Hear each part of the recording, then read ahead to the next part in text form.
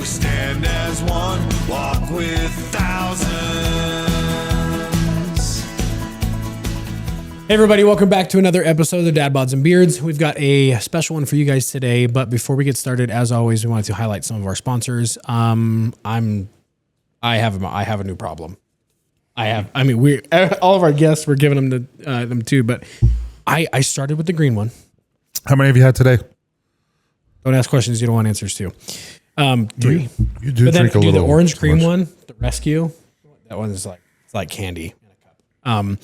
You guys have heard us talk about Waze a couple of times now. Go check them out. They are online order right now only. Unless I think there's some stores back east that you can. Can't you do it on TikTok too? Yeah, and on TikTok Shop and stuff like that. So go check out Waze.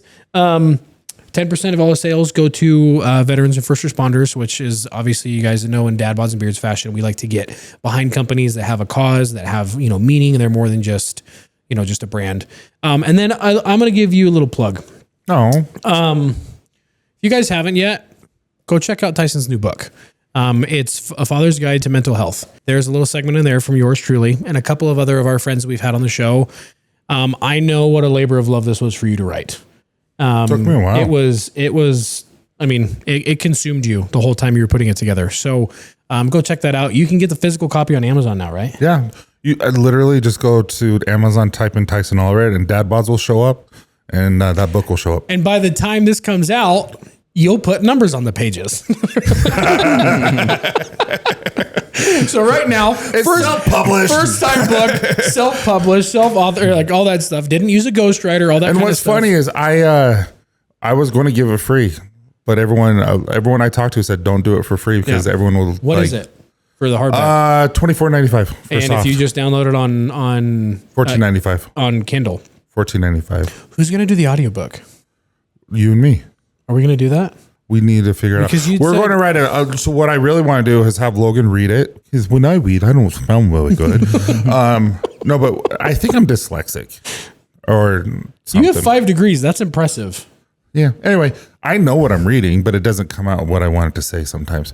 Anyway, he's going to read it, and then after every chapter, because each chapter has a specific meaning on how to, things to work on, things like that. We're going to have a mini podcast version of that specific chapter. Do you know what I just realized we do? You love me. Before we ever introduce our guest, we have like a little mini conversation with them. And people are like, who are they talking to? So with that, we have got our guest in studio today, which Tyson, you've met him before. You worked with him at a men's event. Or no, just an event. It wasn't a men's event. It wasn't. Jenz Bunnell. Thank you for coming all the way out here. Because you came from even farther south than I did. Yeah. It was like a 2-hour drive. Oh, no, wait. You just said you flew in from Canada. Just flew in from Canada. You're all over, dude. Right off the plane. Jeez. So you just literally got off the plane and came here? Yeah, straight from the airport. Wow. Yeah. So I was in Calgary this morning. I love Calgary, dude. I was there for a couple of years. How cold was it? It was similar to here, actually. Nice. I mean, we were up in Banff too this morning, and it was a little colder there. But talk about a letdown. You're in Banff National Park this morning, and now you're in Centerville. I don't Utah. know. I think my day's getting better as it goes right now. Okay, yeah. that's good. Yeah. I'm just like, I don't know. I've been to Banff. Incredible it's beautiful. people. And now you're in North Salt Lake, next to the refinery. What does BAMF stand for? Because I only know one thing. No, that's Banff. Yeah, that's Banff. This was an N. You're talking about BAMF, bad A mother. Yeah, no, that's what I thought you were saying. If Banff was a person, it would be a Banff. Yeah, because it's really cool. I hear exactly. If Banff was one person, it would be a Banff. I'm hearing the freaking same thing. Okay, hold on. Before we go any farther, Banff National Park has an N. Banff. With 2 F's. Okay, so how you said it there, I hear it. Banff. No, I don't. And if you want to talk about somebody who's a bad A mother effer, it's a Banff. Banff. Okay, never mind. This week on Hooked on Phonics. Do we say dyslexia? Is that what we said before? No, that's just good old fashioned dummy. But I'm gonna cry.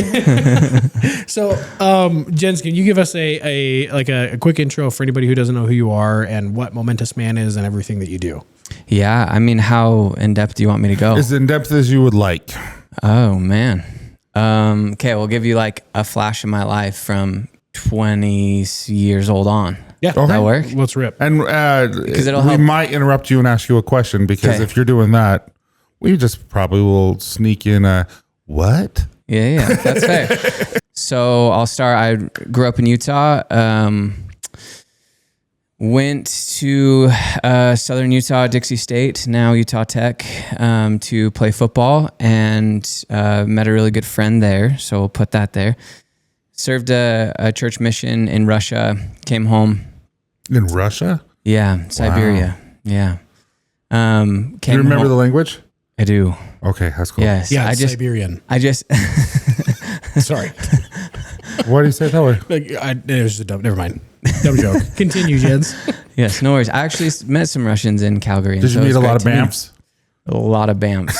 There's a lot of BAMFs. Actually, there is a lot of BAMFs. Yeah. Those dudes don't scare me. mess. If you ever watch the UFC, don't mess. Yeah, dude. There's a quick side note. There's a lot of There's a lot of Russians in Sacramento where I grew up. Oh, cool. And like some Russian mafia stuff. Yeah. Yeah, no. We do get serious, I promise. Those are like the guys you don't mess with, period. So I can't imagine living in Serbia. Yeah, it was awesome. But came home, fast forward, and got like back friends with that friend I was with before my mission. I met him on the football team. He got married a couple years after. Anyway, married his wife's sister. Oh, wow. We got married in 2017, started my career at Goldman Sachs in downtown Salt Lake. I was at Goldman Sachs for a couple years. About a year and a half in to Goldman Sachs, my wife asked me, she's like, if you could do anything in this world, what would you want to do? And I was like, well, unrealistically, I'd love to play in the NFL, but that's died at my D2 career at Dixie State University. Sure. And, but I was like, more realistically, I'd love to be a speaker. That for some reason spoke to me. And so hit the 2-year mark at Goldman and left Goldman, and got a sales job to work a normal 40-hour job, and then started to build a speaking career, platform, I should say, speaking to student athletes. And right about that time, hit rock bottom in my life. Came to terms with an addiction that I'd been lying to my wife about for 2.5 years. She would ask me what was going on, if anything was going on every 2 months or so. And I just bold face, look her in the eye and say, no, I'm good. Nothing's happening. For some reason, it hit me really hard. Like, okay, I need to come clean. I need to get help. And so we sat down with our marriage counselor, and our marriage counselor first asked my wife, like, hey, how are you doing? She's like, I'm doing really good. We'd been meeting with her for a long time. She's like, for the first time in my life, I've found somebody that I feel like I can truly trust. Talking about me, not knowing that the next thing that I was going to tell her was that I've been lying to her for the past 2.5 years about an addiction. And so I told her after that, and the image that I have in my head is me laying on the ground, just crying, just kind of collapsed in, all of the feelings of that, the guilt, the shame, everything that comes up, and her just standing over me, also crying with her hands in her face, just why? Is it okay if we know what addiction it is? Yeah, it was pornography. Mm-hmm. Yep. And that'll hit people differently, right?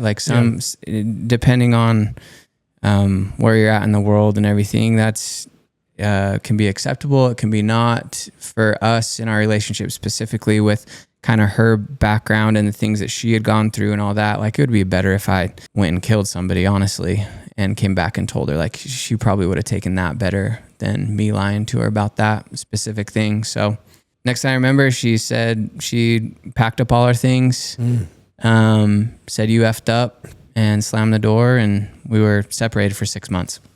And that really kicked off me going to work on me. I was in addiction recovery, group counseling, marriage counseling, personal counseling, therapy, all of that for months and months and months, multiple things a week.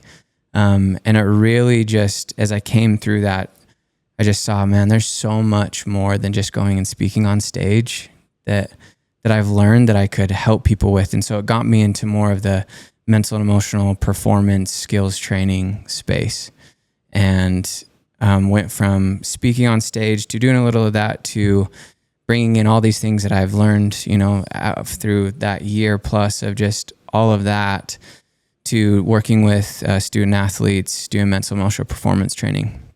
So went to the University of Tennessee, had the opportunity to work with athletes there. While I was there, I got my master's in business. And while I was getting my MBA, transition into working with corporations, doing mental and emotional performance training in corporations. That's what my company still does today, is that's kind of our corporate psychology realm.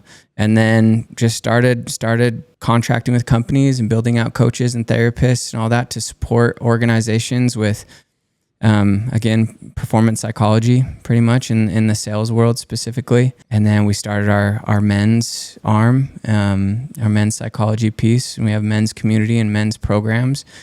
And then I'm about 9 months away from a PhD in psychology. Oh, wow. So that's what brings us today.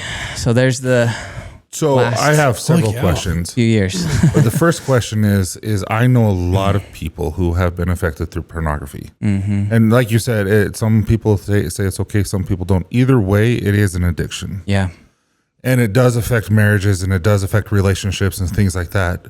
So someone who is listening today, I'm positive, has an addiction or has a problem. 1,000%. How do you get to that person and give them hope and to let them know that, you know, you might have shame about this right now, but there is hope, there is light at the end of the tunnel. What can they do to fill that? And then secondly, what worked best for you to get over that addiction? I mean, first of all, to your point, the way that society views it, a lot of it is acceptable, you know, or even a lot of, I would say in a lot of marriages, the wife, they don't love it, yet they just feel like, well, he's a guy, like it's going to happen. And the bar of like what is viewed as addiction in like the medical world is that if it inhibits your ability to function socially, professionally, like, and actually like have a job and hold a job and all that. So the bar is like very low to what you would deem an addiction. Yeah. Versus somebody that maybe looks at pornography once a week, that's just normal. But that person, they probably couldn't go a month without it, maybe 2 months. Like to me, that's, whether you want to call it addiction or habit or whatever, the thing that science is catching up to is what it does to your brain. Yeah. And it's just like any other drug, right? It's not about the addiction or the substance or the action or whatever. It's about what's going on underneath that's causing us to improperly cope. And so that leads into like, what was the most massive thing for me? And it took a while to get there because there's a lot of shame. And though it's like accepted, it's also a little taboo still, right? Yeah. Like, especially like within a relationship. And so one is understanding that there is something underlying that we're most likely running from, or there's a wound that hasn't been healed, that we're utilizing that to cope. Mm-hmm. And that's all it is. Like, it's a coping measure. That's it. And so if we can take out whatever the society or religion or culture or whatever, whoever thinks about it, whatever, it's just a way to cope. So that was number one, is like understanding, okay, like it's a coping mechanism. I'm going to take out all the shame and just, okay, I need to find better ways to cope. We all have ways to cope. Some are unhealthy, some are healthy. The second thing that was huge for me was, and this sounds a little bit maybe counterintuitive, but was loving my addict self. Absolutely loving that person. So often we shame it, we try to push it out, we shove it out. I got to rid myself of this. When you think about like, if there's a part of you that's wounded, what does that part want? Love. Yeah. So the more that I gave myself love and actually got grateful for the fact that I had that, like I often say for an alcoholic or drug user or whatever it is, thank goodness you had that when you did. Because there's a good chance that you wouldn't be here on earth if you didn't have that to cope. Like for some, it keeps them alive. Mm-hmm. Yes, is it like a great thing? No. But in some aspects, like there's like I could be grateful for that part of me that was just finding a way to feel connection and love and hope and like to keep going, right? So having that sense of gratitude and love for that. And then the third thing led to an action. Whenever I would relapse, whenever I would have like a slip or whatever it was, I learned to immediately celebrate me. Go get my favorite food. Go do my favorite thing. it was the last thing I wanted to do. I obviously, right? You just messed up. You just maybe broke a long stint of sobriety or whatever it is. The last thing you want to go do is celebrate. The more I showed up for that person in me that was wounded and loved him, the longer stints of sobriety and recovery I started to stack together. Because why is it? I mean, obviously now that first kind of backing up, and then I have a question. I like that you seem like you have a pretty extensive career that you've already built out. Right. I mean, with speaking and kind of chasing dreams and stuff, but still continuing on in your like applicable education, I think is really commendable. Like the fact that you're like, I'm 9 months away from a PhD. Like you probably don't need that in every respect. Like you could go and be like continue to be amazingly successful without Not everybody's path. Yeah. But the passion you have behind what you do and the immeasurable amount of like benefit that's going to be to everybody you're working with, I think speaks to your character, even, not really knowing you yet. Right. So I kind of like, I'm applauding you for that. Thank you. And so, but with that, right, kind of going back to what we're talking about with, like guilt and shame and then loving yourself and, celebrating yourself and doing things like, because I think as men, we kind of wear it as this badge of honor to like beat ourselves up if we've done wrong or beat ourselves up. Or, I mean, it's almost kind of like the David Goggins approach. Yep. I mean, as much as I have enjoyed parts of his books and his content and stuff like that, like I think that I agree with the fact that you need to find it in yourself to be, give yourself more grace. Totally. Instead of just beating yourself down, because it's like negative self-talk that's disguised as like positive, like, oh, I'm just being realistic or I'm just being honest with myself. So I've never kind of heard it framed in that way around addiction. So it's interesting. Well, I mean, David Goggins, right? This is David Goggins, not me. So you can get mad at him, not me for saying this. But he calls it the bitch voice. Yeah. And you got to kill that little bitch inside you. Oh yeah. Logan says that to me all the time. It works. No, I just call you that all the time. Oh yeah, that's I knew I heard that word somewhere. I heard that. Just a little bit. I'm sorry. And that works for a very specific time, for a very limited time, in very specific scenarios. Yeah. But if you live your life that way, you're going to end up in the shame cycle and continue to do things that you don't want to do and unable to start things that you want to start. See, I feel like that worked for me in the last like 4 miles of my marathon. Yeah. Just like tell myself, just quit being that guy, right? I'm like, just get through it. You almost there, right? But I like that you're kind of mentioning the shame cycle of like, that's not a healthy place to live. Yeah. Well, I think it's huge. I've never, ever heard of that. It helps you survive. Now I've heard like emotions, like you have anxiety for this and you need to go back to and understand why you have it. Cause that's was there to protect you and it's not necessarily protecting you anymore.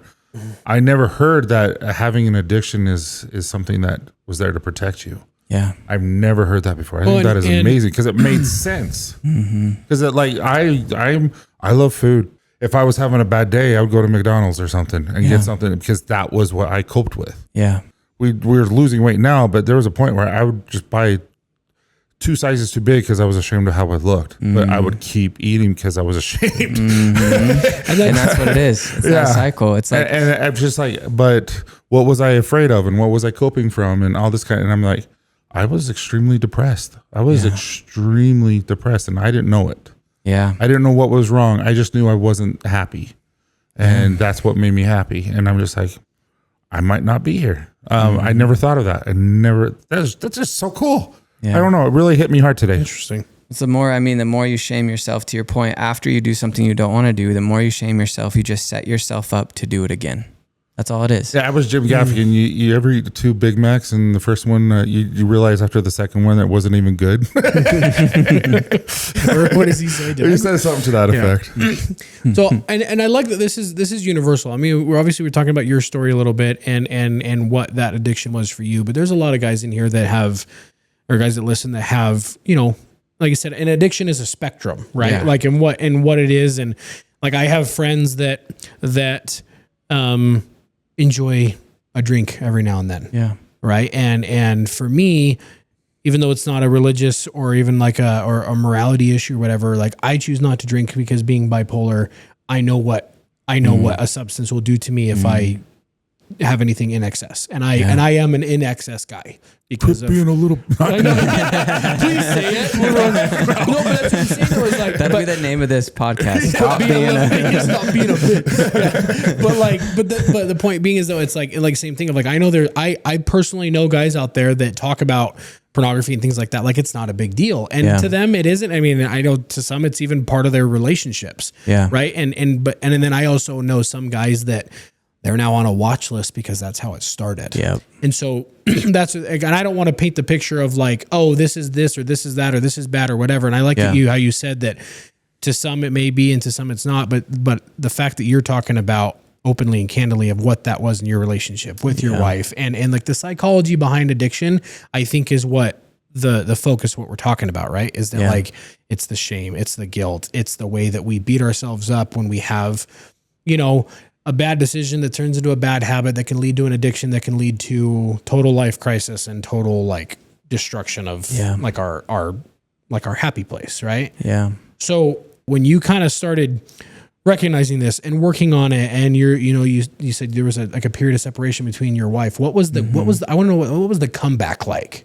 Like what was the like, okay, we hear about the addiction struggle stories, right? Yeah. But then we always like to pair what's the the other side of the fence. You crested over the hill. Now things are going good, or like, I mean, obviously I see you've got a ring on your finger. I imagine everything's okay. Yeah, we got back. So what's the next phase of the story? Specifically with my wife, blessings to her, for sticking with me through it all. Cause and anybody that's been through it, not always, but I almost want to say always, relapse is a part of recovery. 100%. Like it teaches you where the wound still exists. It teaches you about your psychology. You learn so much by relapse, far more and quicker than if you just stayed sober the rest of your life. You learn so much about you. Can you like riff on that a little bit more? Can you like how so? Because like I like that, but I don't quite get it. Yeah, and I'm not disagreeing with you. But like, what do you mean? Yeah. So in the sense of, again, if we look at it as it's not about the action or whatever it is, it's about something internal that's going on. There could be a myriad of things that are happening. Generally, they have like 1, 2, 3 roots, but that are causing a myriad of things of why we cope in the ways that we do.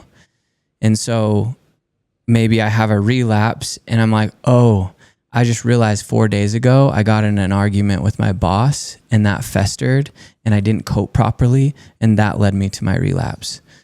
And then it's like, okay, next time I have an argument with my boss, this is what I'm going to do. Like I'm going to take care of myself this way. So it's little things as you go, but you just learn about, and a lot of it is honestly the first probably 18 years of your life that you start to really understand the wounds that you went through in those 18 years and what you are missing. So I start to heal that. Now I'm not only am I not relapsing because of that, but now I can show up for my spouse better. Now I can show up for myself better. I can show up for my kids better or whatever it might be because I'm healing from those little things that my coping mechanism is teaching me, hey, there's something going on in this part. Like we need to go and heal that or process that better. It sounds a lot like Dr. Hawkins. She is the director at Center for Health, Center for Change. It's a women's eating disorder clinic. It's a stay. You stay in facility. Cool. Stay in facility. Does that sound right? Inpatient. Yeah.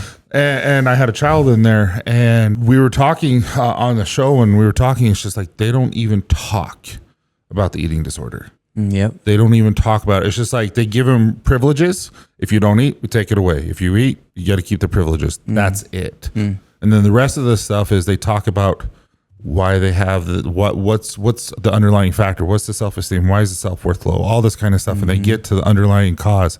And that's when I noticed a huge change in my daughter. It is when she finally was forced, because you can have therapy and all this kind of stuff, but until you're forced, you get privileges taken away and stuff like that. That's when it was a noticeable change. And today she's fantastic. Like she is fantastic. Awesome. And but it was a rough 6 or 7 years, but extremely blessed. And that just reminds me of just like an addiction. It's just like, what is the underlying cause? The addiction is the addiction. It's the coping mechanism, but what's the underlying cause? Yeah. Yeah, exactly. Shut up. This is really cool. I'm really enjoying this. Sorry. I love when Tyson has epiphanies.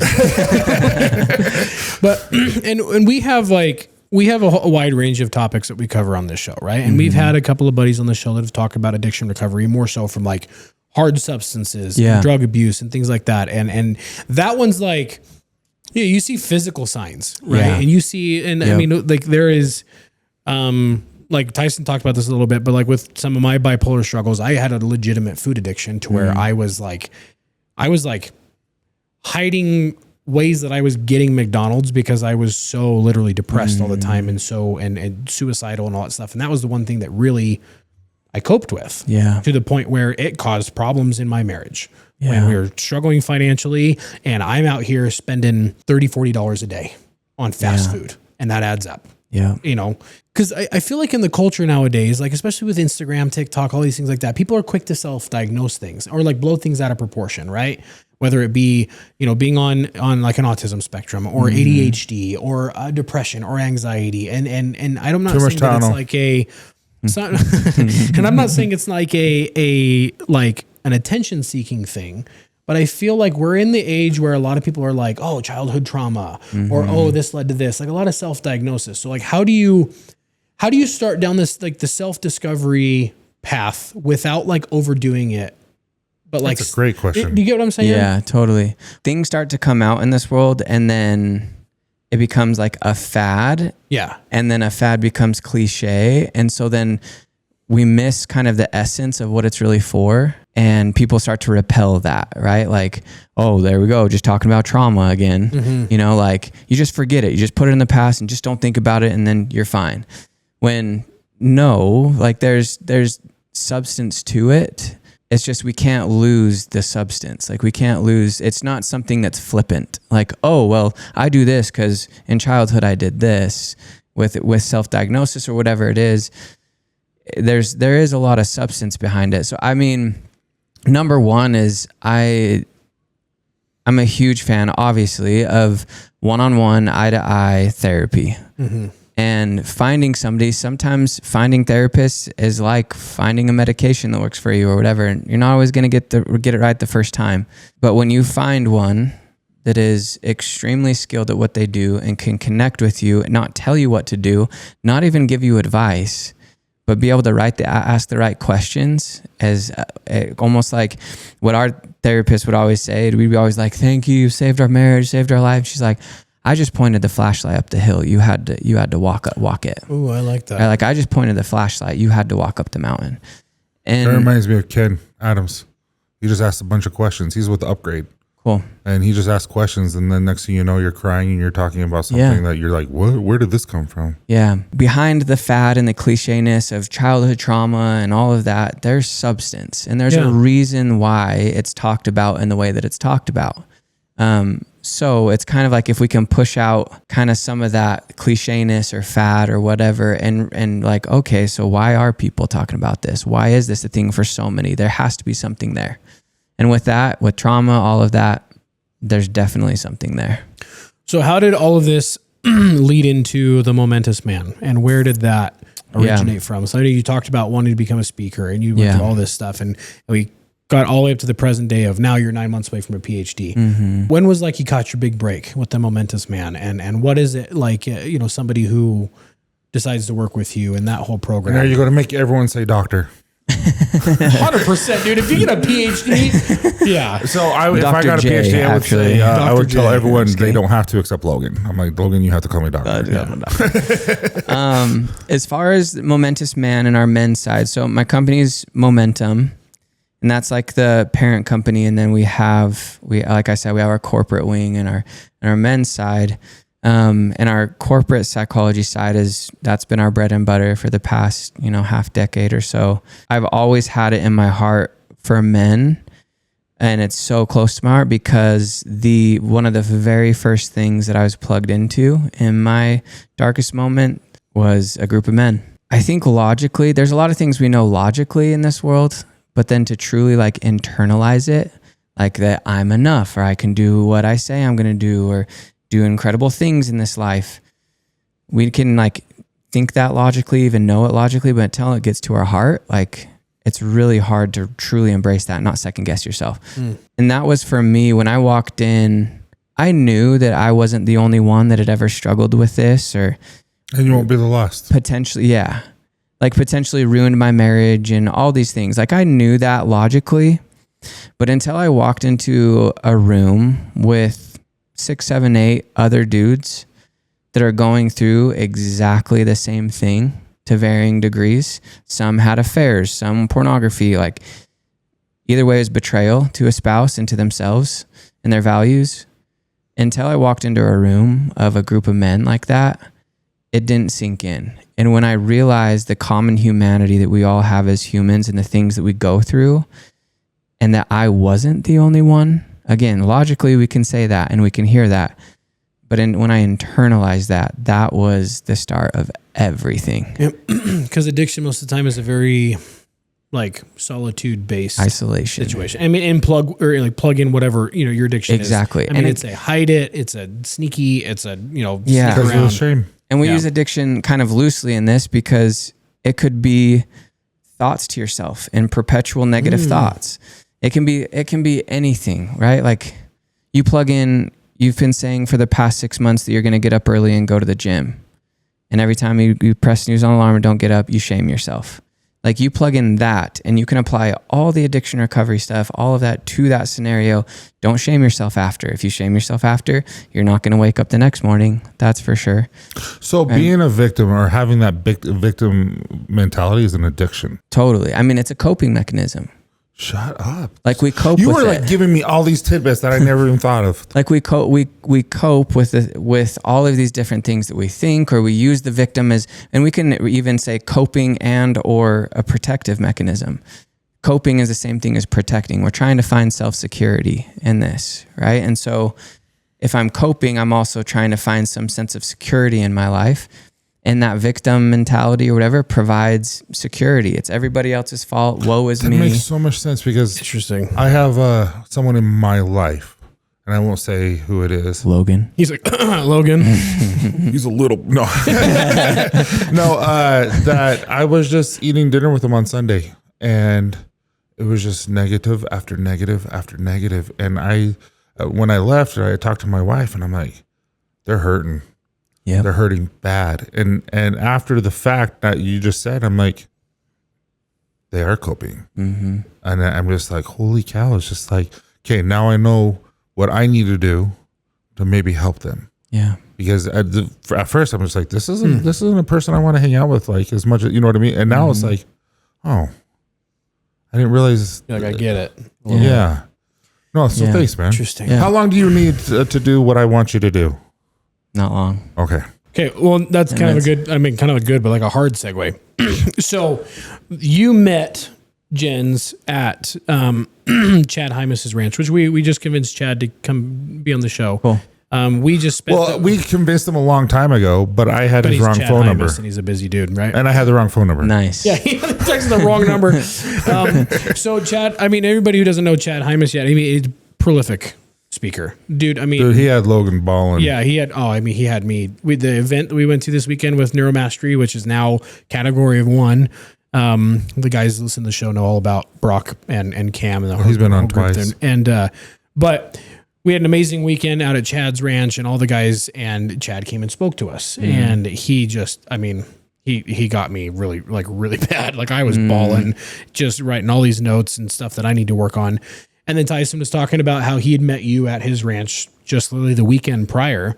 And he's been talking to me for 2 weeks now, basically of like, oh my gosh, and telling me all about apparently this voodoo or whatever it is that you're It's working. not voodoo. I know it's not voodoo, but no, it was an awakening because we you've are been so vague about it though, because you're like, I'm not going to tell you because I want Jenz. Well, we're self-deprecating. Like I tell everyone. Well, I don't want to even say it. I'll tell them after. Yeah. So, and this is, I imagine, But I have to tell you the experience with my kids afterwards. so is this too. a part of your program then with Momentous Man that you like work with? Yeah, why don't we people? do it so we can talk about it after? Yeah. I I mean, want to well, tell Logan. I can finish kind of like Sorry. going into this as far as Let's do it. like I got that right, that common humanity and that sense of brotherhood of having men, like to connect with. That has been the foundation of Momentous Man and Legion, our men's community. And there's such a place for men that men need to rise up, own their voice, be lovers and fighters, compassionate and firm, right? Like all the things. And it's that same thing, like logically, getting something logically from our head to our heart. And that's what this exercise allows us to do. And that's it's everything we do. And let me just say this. Bald. I bald. Like I was. You're like bald. And there was probably 50 of us ish. Yeah. And he asked for 3 volunteers. And I'm like, I'll do it. And I start reading, and I'm like, this is how Tyson gets through without paying for therapy. He just goes places and then volunteers. Seriously, who needs therapy when you have a podcast? You get people like Jenz on. It is a form of therapy. So I was told Tyson told me to bring something to write with. Okay. So you do your thing, boo. But yeah. So we'll start with the shirt. You can take that off. Okay. And then he has a line. Paywall, buddy. I have this video of him waxing his chest. That was one of the challenges because we had to hey, mind you, I walked away with $100 gift card to Tucanos. Hey, pretty. I also ran a Diet Coke mile to get some extra points where I had to chug a Diet Coke every quarter mile. Wow. And I crushed that. Wow. And all the cans. And then threw up? No. Wow. I held it down. Well done. Yeah. Well done. That's the resolve. I 100% refuse. Dove through a bush. Alex, a guy on my team, he ate a banana whole, peel and all. Like we just decided to we were not losing this challenge, and we walked away with it. So absolute savage. So that's what you're dealing with right now. Okay. I just wanted you to be all prepared. right. I got it. Pretty awesome. I can see where we're at now. I'm basically Okay. like the white, chubby David Goggins. So like Chuck Norris. Yeah. All right. Chub Norris, maybe. Yeah. There you go. Yeah. Perfect. Okay. You want to do this thing? Let's do it. Let's rip. All right, right. we'll just be quiet. If you're watching, feel free to do this. 100% do it. Yeah. Push pause, get a piece of paper and a pen, and then push play, because once you hear it, Yeah. you're screwed. You have to do it. Yeah, absolutely. You could do it on your phone too if needed. Okay, so what I'll have you do is at the top of your page, write hello, my name is, and then draw a blank. And if you thought Slim Shady, good on you. Mm-hmm. Hello, my name is, and then a blank. Okay. Okay. Cool. You spelled name wrong. No, I'm just kidding. No, you're good. N-A-I-M. No, I don't think so. I have a spelling problem. So yeah, I believed you totally. I was like, He has dyslexia. No, you're good. Okay, so now think about somebody in your life that you deem as like a hero, that you idolize, somebody that you really, and you're not going to write their name, but just think of that person. You could know them or not know them, but somebody that you really, really look up to. That's a deep one. And kind of like get to like the person. And choose one. Okay. Okay, once you have that person in your mind, think of one characteristic or trait that they hold that kind of encapsulates who they are as a person. Like one trait. And the one thing that you really admire, idolize, look up to. And then write that trait in that blank. Okay. Okay. So now you're going to go below this line and you're going to write as if this trait is introducing itself to us or to you. So for example, mine would be love. My grandpa, who's passed now, the most palpable sense of love I've ever felt. And I never heard him say, I love you, which I don't recommend. Like tell your people you love them, but you could just feel it. And that was passed to my mom, and same thing, like love. So I'd say, hello, my name is Love. Underneath it, I might say, I heal broken hearts. I bring peace. I help people feel connection. So you're going to take some time and get as many as you can. Hello, my name is, your trait. And then as if this trait is introducing itself. I chose my dad, and I chose gentle. Because my dad is one of the most gentle and loving people I know. And I just remember, I'm like, what does he do? That it's like he's a giant hug. Like that's what his gentleness is. He's loving, he's caring, he's always there for you if you need it, that type of thing. Yeah. Just being gentle. It's interesting how people can be so imperfect and make mistakes and all of that, yet we all have just phenomenal traits. Yeah. And sometimes it's hard to see like the phenomenal traits in ourselves.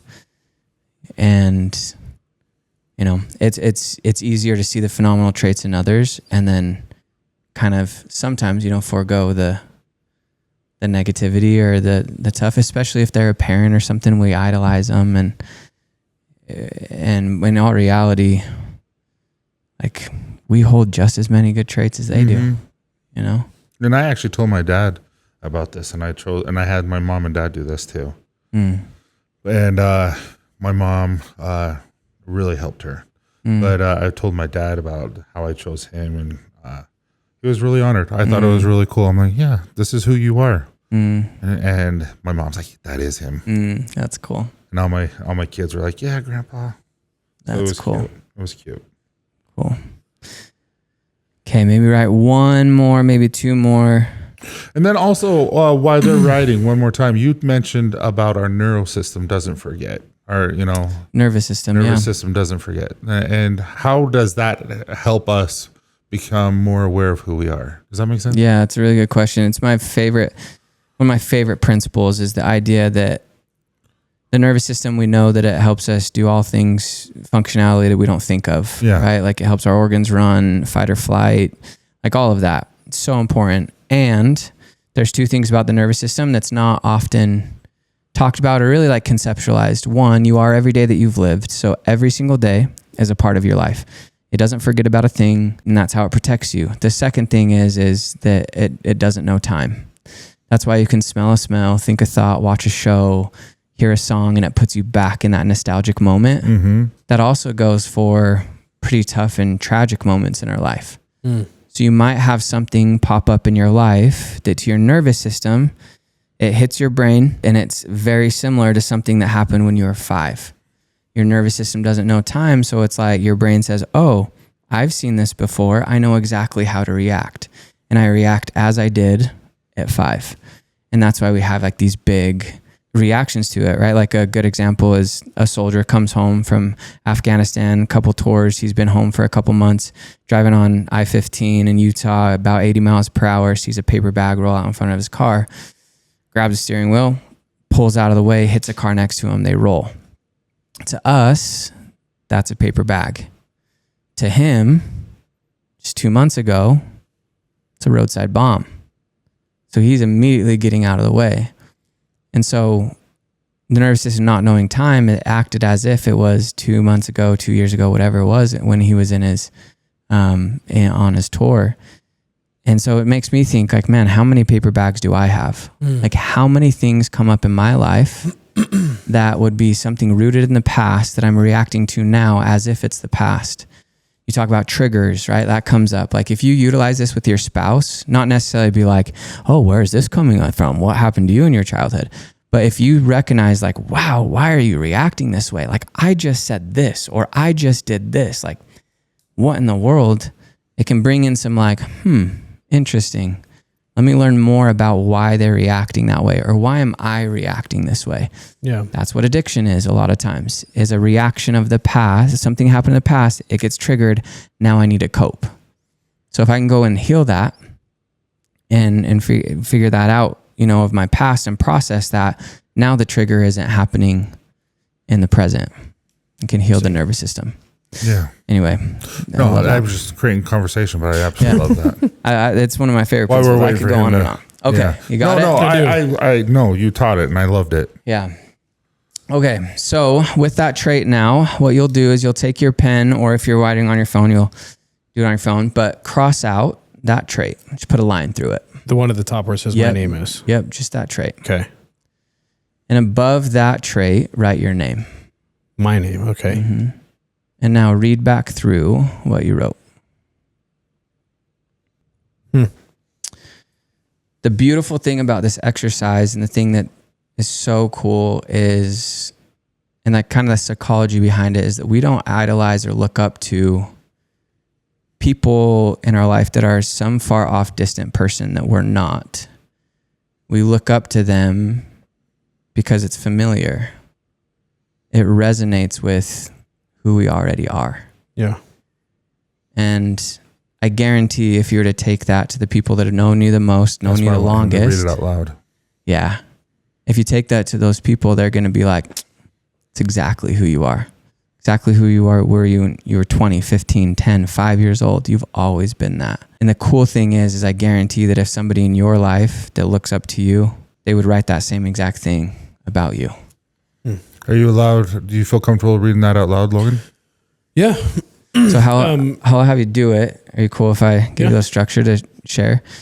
Then tell us who it was that you wrote about, and then read "Hello, my name is," and then put your trait and read through. Like mentioned somebody that I look up to. Who was that person? It's kind of obscure. I mean, I was kind of going through some of like the typical ones, right? Like, you know, like Dad or Tyson or like some friends. And I just kept coming back to like some newer friends that I have. And there's this friend of mine, and his name is Michael, and he's in our neighborhood. And the dude, military, but every time I meet him, he's just like the kindest guy. But like, he's like a kind of guy that I know that like, you can trust him. And he became, same thing with Tyson, like some other guys that I've met, of just like inner circle real quick. And I've admired the way that I just admire his kindness all the time. Like it's always present with him. And I just kind of kept coming back to him like, oh, I guess I do kind of consider him somebody I look up to and a hero in some respects. And he just kept sticking to my brain. So I wrote thinking of him, and then I wrote kindness because that's one of the biggest things I recognize about him. Cool. Beautiful. Go ahead and read it then. Okay. So hello, my name is kindness. Go back through, put your name in there. Hello, my name is Logan. I am patient. Whoa. I don't know if I like this. Told you. I am patient when others are not. I listen intently when others open up to me. I care and feel for others deeply. I am a safe and trustworthy space. I am honest always because I know what the opposite does to those I love. I stop, think, consider, and then act out of love. Okay. It's 100% you. I was just talking about that today. Pretty close, Tyson? 100%. I mean, that's who Except the patience part. I'm sure. Well, with you, I mean, that's asking a lot. I think that's who I would like to be. No, you are. So let's put a pause right there, right? That's the whole point, is we look up to these people like, oh, I want to be that so bad. I want to be that. And then we live with ourselves and realize the times that we're not that, and recognize the times we're not that. So now we're trying to constantly convince ourselves logically that we are that. But then we have all this evidence stacking up against us all the time that, and then we overcompensate and all these sorts of things. But I love this exercise because we kind of got you. Yeah. You put it there. I mean, I kind of knew it was coming too.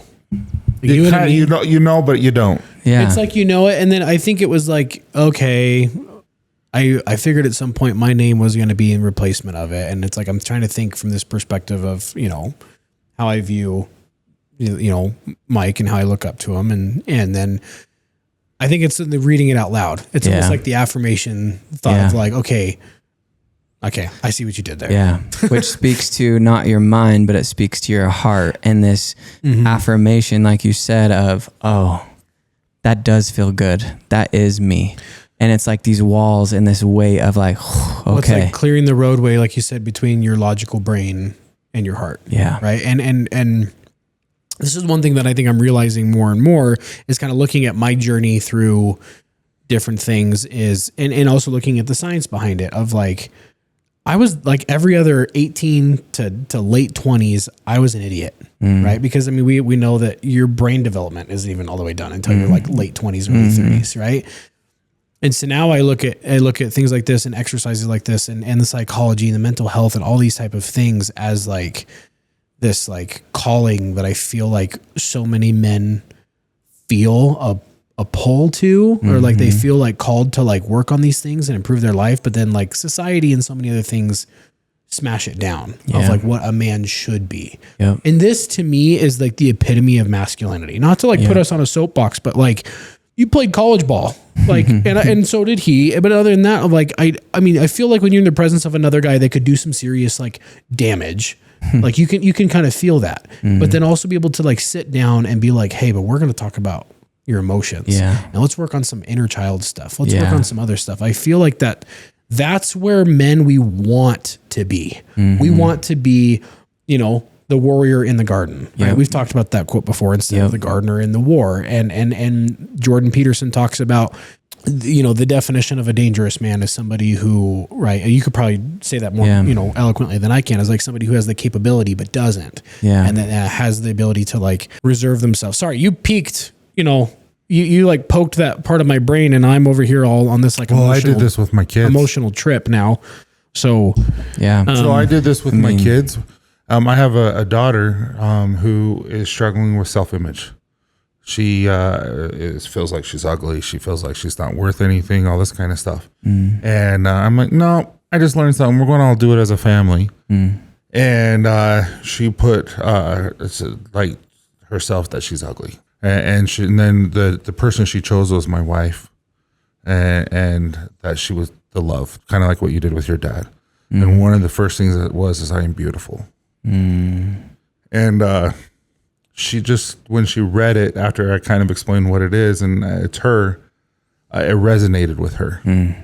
And she, for 2 weeks now, you can tell she believes it. And it was, I don't know, maybe she just needed that validation or something, but she believes it because she is. Yeah. But all of us, there's 8 of us. My son was there, who's in college, and he was home for the weekend, and all of us just said that is you.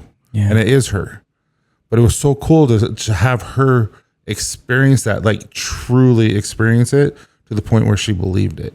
Yeah. And she is a different girl. She went to the dance, and she was the light of the world. Like, it was so cute. And she wasn't embarrassed of me. She's like, Dad, come take pictures with us and all this kind of stuff. And so I went to their group and took pictures and made them do awkward poses and stuff like that. It was fun. But I'm grateful that you taught me this. I'm grateful that you continually teach me today. And it's just like, it's been fun. I really like you, man. Thank you. Good. Yeah, thank you. I just feel like this is the type of stuff that like men have been missing for a long time, right? And I enjoy. That's why I wanted to do Momentous, man.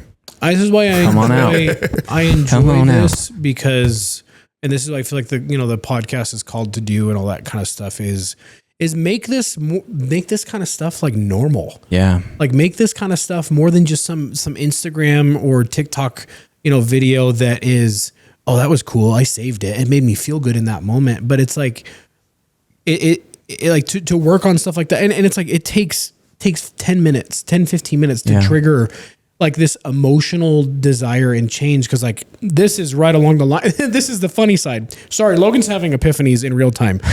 Like you were just making fun of me. I know, but like I just and keep this to yourself. I was just sharing with Tyson last night, something that has become like an epiphany from this last weekend and what I'm trying to work on, and then how that correlated into a journal entry and this, this trajectory I'm on right now. And then that literally is just like, and we're going to put the cherry right there. And so this is where I'm like, I don't believe in coincidences. I don't believe in just happenstance or chance or things like that. So this is what we want to make more commonplace for guys.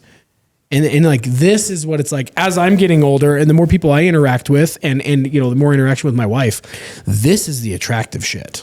1000%. Like when I talk about stuff like this with my wife and I'm like talking about like in-depth things about our relationship and what I want to work on. And hey, I see it from this perspective now. And it's not just full of I'm sorry's, but just being like, no. I want this for you, not just for me. Like I want to work on this for us and our relationship or the same, and apply that to literally anything, not even just a marriage or a partnership. It's just like I want to be better in this aspect for you because I know that it brings all of us up. And this is not me being on a soapbox. It's me just almost kind of being like, I really wish 25-year-old Logan would have figured this out. Because 35-year-old Logan is like, man, this hill could have been a lot shorter. Yeah. Like, But like you Totally. said, be grateful for what you went through.